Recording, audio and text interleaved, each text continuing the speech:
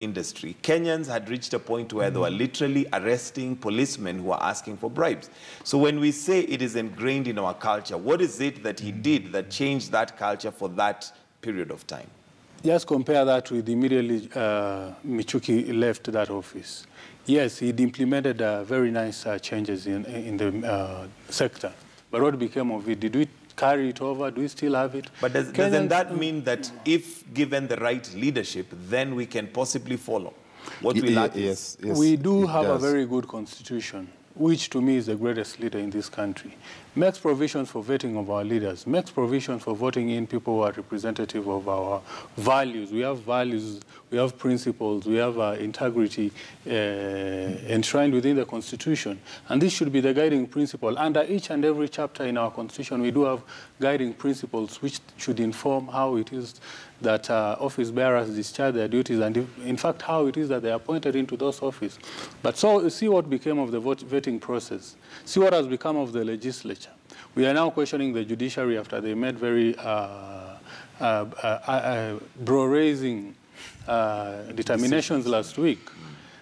Meaning, therefore, that personally, if I was asked, then I would have gone for a very radical proposal, which would be to do away with the universal suffrage, saying that anybody with an ID, anybody above 18 years should have the right to vote. To me, is what really is the start of our problems. Most of these people don't pay taxes. Most of them have not been to school. Most of them. So what would then be the solution? We could have a college system like what is there in the U.S. The Americans know that they cannot give such an important function to all and sundry.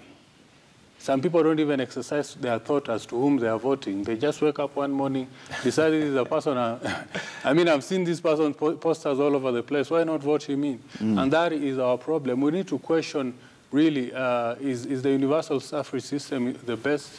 Why are the Chinese progressing despite of the fact that they don't hold elections?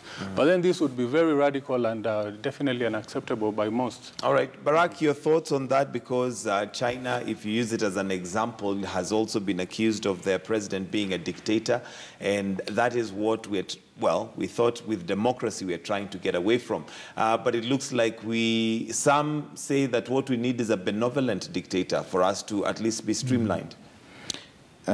We are in a very confusing environment. And some of the things that Magak is saying may sound very radical and extreme, but there's also some very serious value and truth in them. That when you look at one vote in the hand of an informed individual who knows why he or she is voting, and you look at another 10,000 votes that are being influenced purely by emotion and instinct. They are being driven by the consideration that we are this tribe, and this is our tribesman. We are from this village, and this is our fellow villager, and so we are voting for him or her regardless. Right. That places us in a very difficult situation, because that kind of vote is like a loaded gun in the hands of some demented individual, and what he or she is going to do with that gun, you can never tell. Conversely, it doesn't quite start sounding rational to say, lock out all these people. Yet when you look at even Western liberal democracy as we know it, that was actually where it started. Universal suffrage is something that is fairly recent. You read of philosophers such as Jean-Jacques Rousseau writing about the social contract, and he's talking about the Constitution of Geneva, which he says was the best constitution and that should be adopted by everybody in the world. And you will find that that Constitution of Geneva in that age placed the voter's card in the hands of propertied white males, that women, blacks, slaves, and mad people were not allowed to vote. Here, even a mad person has got an identity card and they will vote. I don't know at what point the madness ends. They go to the polling station and vote, and at what point the madness is over.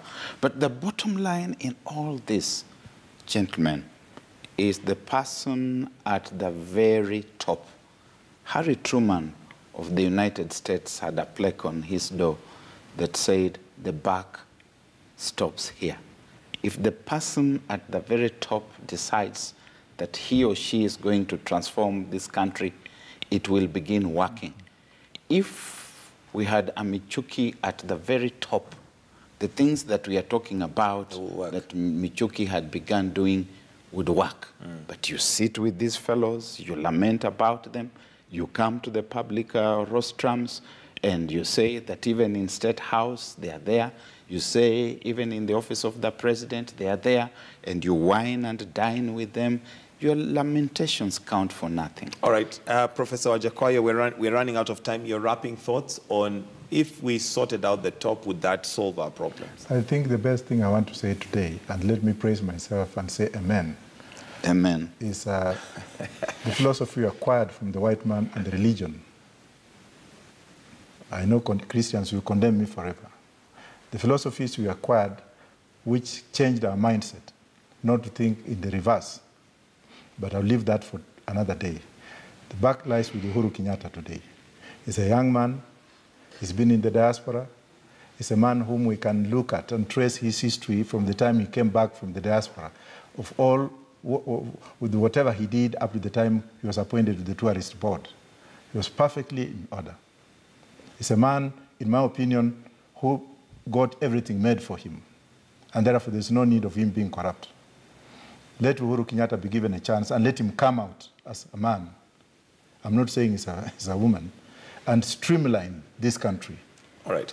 I would really like to work with this man if at all he can streamline the country and get the likes of Michuki, the likes of the current Minister for Interior when he was Minister for Education. It was a mistake for Kenyatta to remove that man from education and put him in the Interior.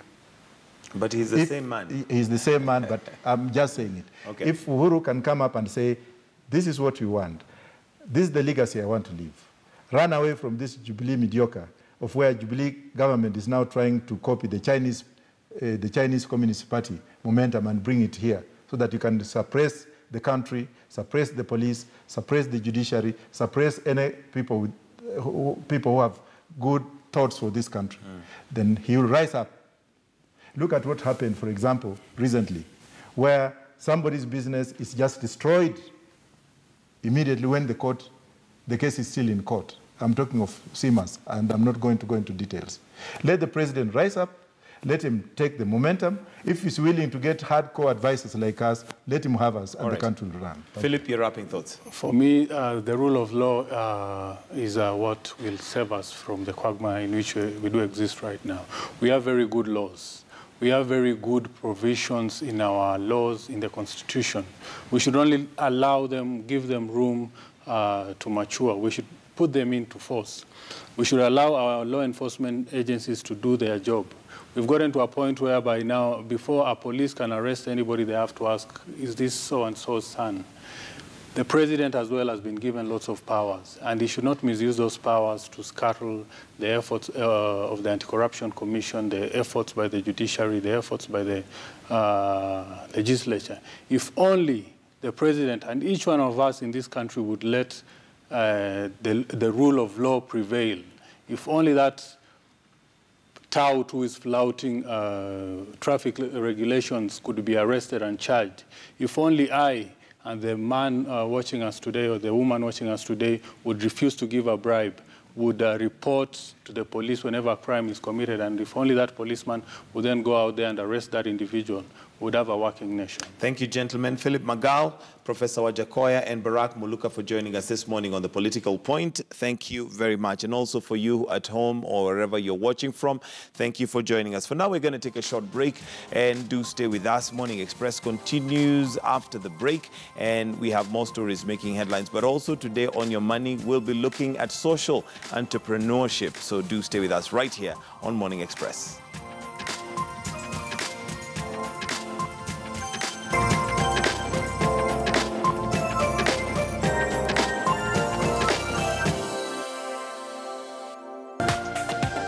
This is KTN News.